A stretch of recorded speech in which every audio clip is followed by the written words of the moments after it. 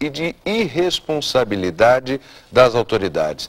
Me parece que não é o caso de tentarmos focar especificamente a responsabilidade de A, B ou C. Há uma conjunção de fatores que levam a essa crise aérea. A administração dos aeroportos está mais do que provado que é de responsabilidade da Infraero, que vem falhando, isso sem contar com as investigações do Tribunal de Contas da União, que já apontam claramente para superfaturamento de obras, obras de embelezamento e não obras de segurança para as aeronaves, seus pilotos e passageiros. Portanto, os aeroportos do Brasil sofreram nesse período maquiagem e não efetivo investimento. Fora isso, a Agência Nacional da Aviação Civil, a ANAC, como tantas outras agências criadas, elas acabam se tornando, no mais das vezes, um grande cabide de empregos, com pessoas não habilitadas e, no caso da ANAC, nós estamos verificando isso dia após dia,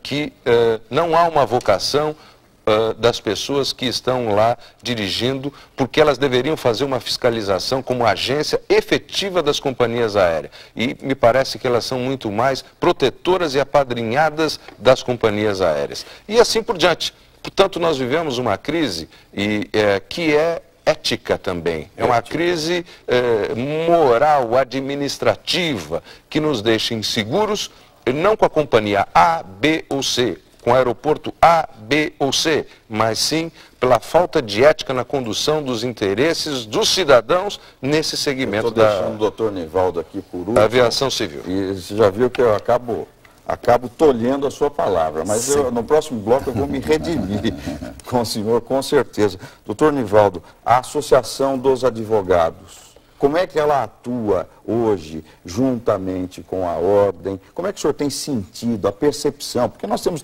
tantas representações, né? Como é que anda a percepção dos colegas frente ao público, à sua clientela, com relação a casos como esse que afligem o país?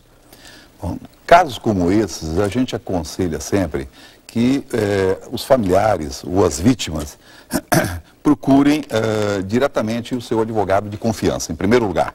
Não se deixe levar por grupo ou por um agenciador dizendo que tal advogado vai fazer um serviço, que conhece o serviço, e ele acaba sendo, de repente, até enganado, tá? E estaria pagando pelo serviço de um outro.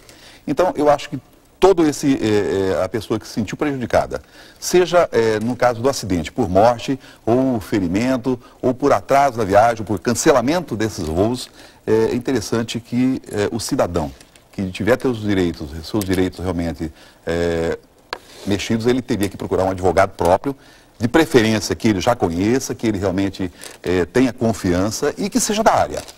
Não pegar um advogado da área tributária para cuidar de um problema realmente que seja de uma área civil. É uma área, por exemplo, nós estamos falando da TAM, é uma área estritamente civil e principalmente de indenizatória. Então, alguém que seja realmente desse ramo e que conheça bem aonde vai acionar. Eu vou deixar no ar aqui uma pergunta para a doutora Tereza Doro, porque hoje a OAB, São Paulo, Brasil, enfim, as subseções, organizam comissões relativas à defesa do consumidor, comissão de ética, uma série de comissões. Eu queria que ela abordasse um pouco isso, porque como a OAB pode colaborar com o cidadão em situações como essas. Porque eu acho que isso é importante. Quer dizer, se ele não tiver o advogado, como é que ele deve proceder? A OAB pode fazer alguma coisa pelo cidadão objetivamente? Então, esta pergunta eu vou deixar no ar. Você pode participar do nosso programa Cidadania no Ar, @tvseculo21.org.br ou pelo telefone 0 operadora 19 3871 9620. Você já sabe, você está ligado aqui na TV Século 21. Cidadania no Ar, volta já.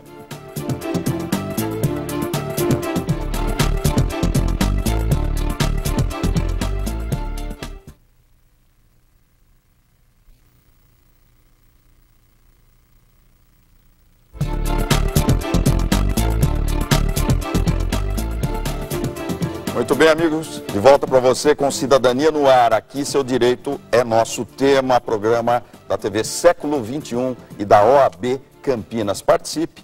Você pode enviar o seu questionamento pelo cidadanianoar@tvseculo21.org.br ou pelo telefone 0 operadora 19 3871 9620.